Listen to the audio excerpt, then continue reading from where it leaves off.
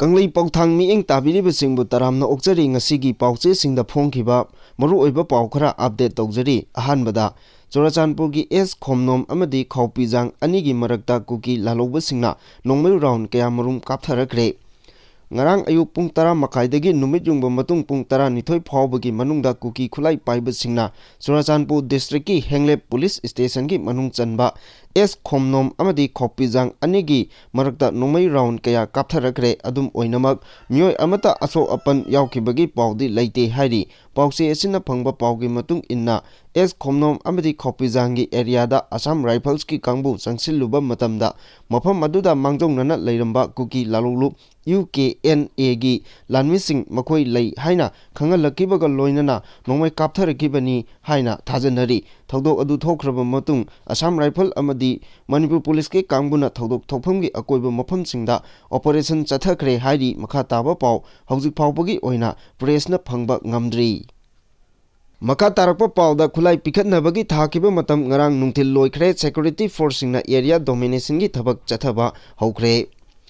Manipur da chatharagli chahi ani fajalakba lal asibul loisinnabagi pandamda center na lokalakpa khongthangi charuk ama oina Manipur gi governor AK Balana lona yadaba mongda painariba khulaising amadi lakkiba khuchu khulaising pithoraknabagi thakiba matam ngarang nungthil pung 3 da loikibaga loinana ngarang su tongan ba police station amadi security force singda khulai kaya pikhatnaki security force singna area domination gi thabaksu mafam kaya da chathaba hokre ngarang khangabokta leiba ahum suba IRB da khulai kaya charenda tawkibaga loinana chama marifumari suba BSF ki khuthangda kumbi police station da yamlaba khulai kaya pikhatki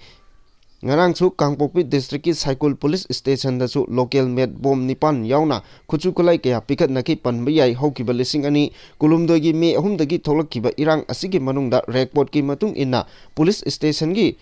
khulai thampham dagi lawkiba khulai sing asi nongmai lising aruka kun nongmai maru lakh taruk lising humpumapan chama yangkhai amadi atai pokhaiba yaba machak lising kunipan chatruk humputare ni hairi amaromda N Birena Chief Minister ki pham thadok tringai mamang phawbada nongmai lising ahum chamari kunithoi nongmai maru lising niphunithoi chahum humpudra nithoi amadi tongan ba pokhaiba yaba machak lising ani chanipan kunma thoi pikhalla kre loinana Manipur gi governor na matam thakraba numit asidasu khulai kaya ama pikhalla kibaga loinana ngarang nungthil phawbada khulai pikhalakpa leptri hairi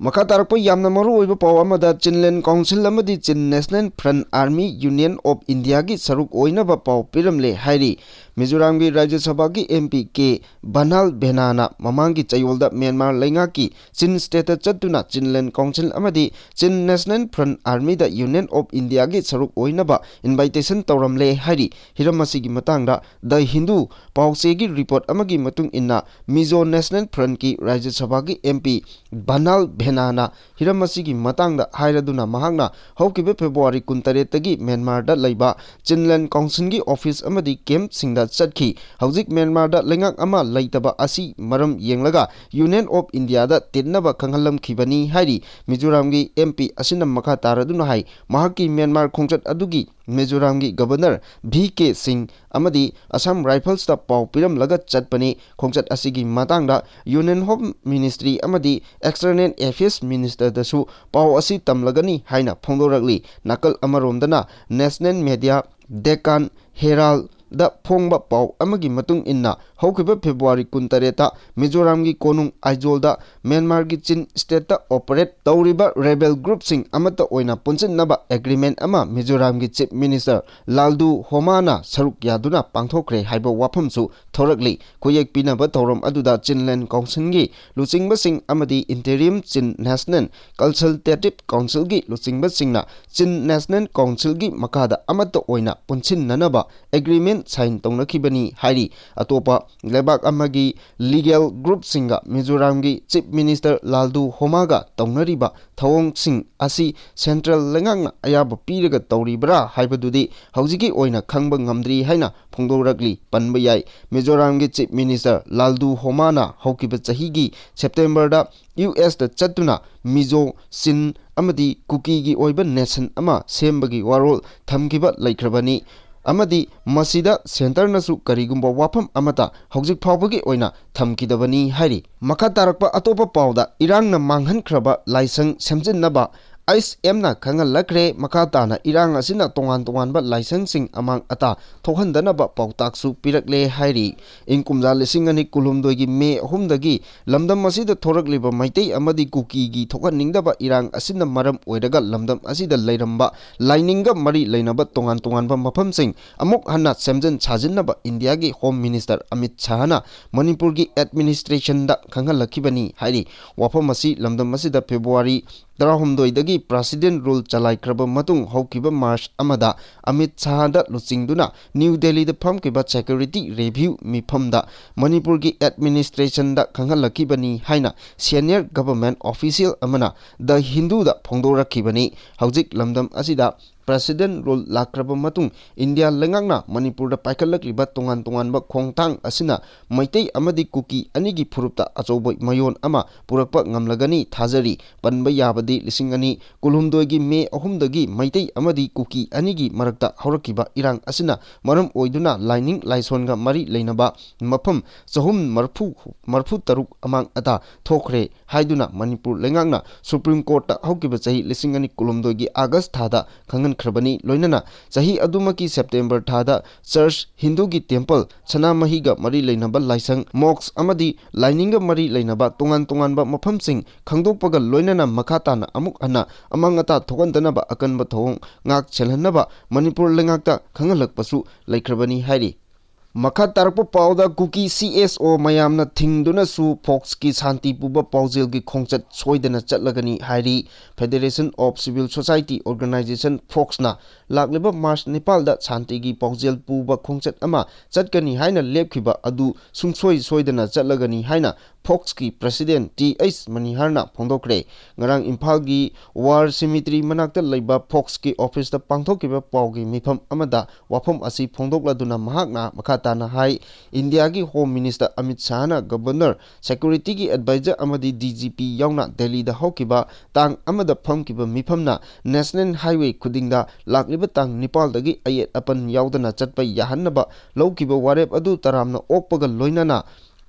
Idea of Manipur gi Santi gi paujel puba khongchat asigi Kangla gi awang thangba gate gi ayuk pung mapal tabadagi chatpa haugani ahanbagi oina senapati phawba chatkani ngamlagadi mau phawba yoksingani masida miyamna mateng pangbiyu kokomi amadi lup kayana khongchat asi matam khara yaithokpinaba airakpa wafam taramna oi adubu India lengakna piriba thajaba asi kadai phawba thabakta onthokpa ngamgadage haibadu yengadabani khongchat asi kanagumba phurup amatada khatnaba hauba chatpa nate Aikoi punna nungsi chanana laiminabagi pandamda chatgadaba khongchatni Kuki gi organization ahum Kuki Alliance Young Kuki amadi Village Volunteer na India lengakna laukiba warek ki mayokta makhoigi demand phangriba phawba free movement yaroi haina phongdorakiba asida center na kadai phawba thabakta onthokpa ngambage haibadu yengminnasi haiki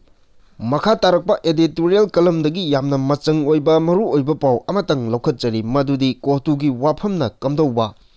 Kangpokpida base toba Kuki gi Civil Society Organization Group Committee on Tribal Unity Kotuna yamna phongna Union Government ki warem chatnaba yaroi haina lauri Kuki phurupna taliba separate administration natraga tokaiba lampidriba phawba makhoigi phire amato hongloi amadi maiteina Kuki taba mafamsingda phawduna chathok chasin tawbada adumak athingba thamli haina adum phongna launari masina taklibadi Kuki na hauba lan asi loidri takpane Popular Government ama Manipurda lairingaidadi Manipurda thokpa thodok wathok punamak government aduda tainaduna lakpane adubo haukiba February 19 dagidi Manipurda PR leirabanina tainafum asi center government ta oina tainaba tabani haukiba chahi lising ani kulhumdoi me ahumdagi thorakliba lan asigi santi puraknabagi damak Union Home Minister Amit Shahna chair loduna Manipur gi security gi matangda review meeting pangthokduna Manipur gi governor da National Highway lambi sing yauna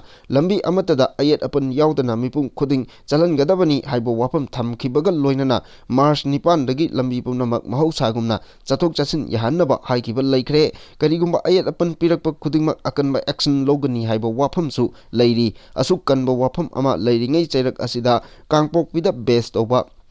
Civil Organization Court-na Center Lengaki Mayokta Ladiba Asida, Manipurgi Governor na Organization Asida, Kari Action Logadori, Governor Gi Maikidigi Logadoriba Action Adu Yengminabat Tabani. Makha tarakpada yamna nungaitaba paw amada thiba khangdana leirakiba Abinash amadi Anthony gi aroiba thoram March kulumdoida pangthoklagani haina imung manungna khanghalagli. Haugiba chahi lising ani kulumdoigi November 5 dagi Kanglupki irang marakta ngasi phawba thiba khangdana leirakiba akham awang lekaidagi maibum Abinash maibum Haman amadi ningthaujam Anthony apokpo leikidraba ningthaujam Sundargi aroiba mathau mangam tha asigi kulumdoida pangthoklagani haina leikidrabagi imung manungna phongdorakli ngasi akham awang lekaida leiba leikidraba ningthaujam Anthony gi mayumda pangthokiba pawgi mifam amada ningthaujam Anthony gi apokpi mamana phongdorakpada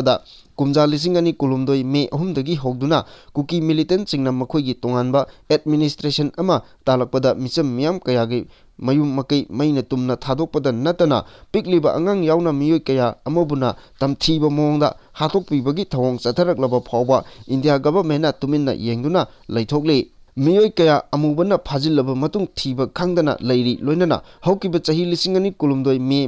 ngakpigani November 5 dagi ngasi phawba thiba khangdana leirakiba ichabu halakpa ngaiduna leirakibani adubu ichagi aroiba mathau mangam pangthoklagani tabada thamoi kaikhi amuk hanna halaklaroi khanbada awaba amasu oire haiki nakal amaromda pawgi mifam aduda ningthaujam Basanta Kumarna phongdokibada haukiba chahi lising ani kulumdoi May 3 dagi howduna kuki singna maiteida atamnana landarakiba asida lengak asina tawgadaba mathau ningthina tawba ngamdaba amadi singdana lo leitabagum thadokpa aduga tamdana security gi akanba section thorang lokatuna manadaba miyeng yengli loinana hogiba chahi lising ani kulumdoi November 5 dagi ngasi phawba thiba khangdana leirakliba akham awang lekai dagi maibum Abinash apokpa maibum Haman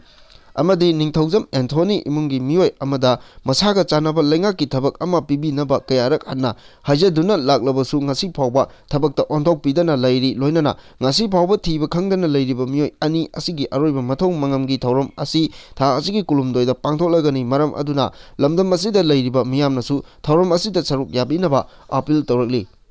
makha tarakpa pawda juar hakibagi afafatagi phol chana mahi temple board na khangalagli Chadkiba tang manga loidam lamtagi tarukni panba yumsa kaisan numitki ayuk pung 13 minute manga rom taba matamda Richter scale 5.4 gi changda yuar hakiba yuar adu samuna puba pungpamda thengogi khongchat lomda hanbana afa phataba yanai mirei paktagi mi laktuna nonjaduna theme lepak khunaigi nungaiba pi loiram mari soe maihok langpo kalli ana ayek toina pi kanglepak asida aki akhang thoktanaba maisa langba awa ana thogan biganu haiduna lining thok chana mahi amadi ima leimaren sidabida athenpot kachaduna leipaki yaipa thongni nibiyu haina lining thok chana mahi temple board na thadorpa chirol asina phongdorakli makha tarakpa aroiba pawda Hanagi CM Birena Ficard apps launch tokre Hanagi Chief Minister N Biren Singana Manipur gi ahanba Quick Commerce app full food wifi gi Ficard apps ngarang luang sangomda leiba mahaki yumda pangthokre hari Ficard apps asigi asina grocery hailei manamasing idalangthak fast food cafe amadi electronic item na singba atai polam kaya minute kharagi manungda delivery tongnabo honari apps asigi khutangdagi Manipur gi miyamna isagi pochai thindok thinjin amadi online business tawriba miyamna fight and drop service bagi khudong chaba su piri apps asibu play store dagi download tawraga miyamna khudong chaba asi lobuyu haina founder Becky Chan khangjarakpamna phongdorakli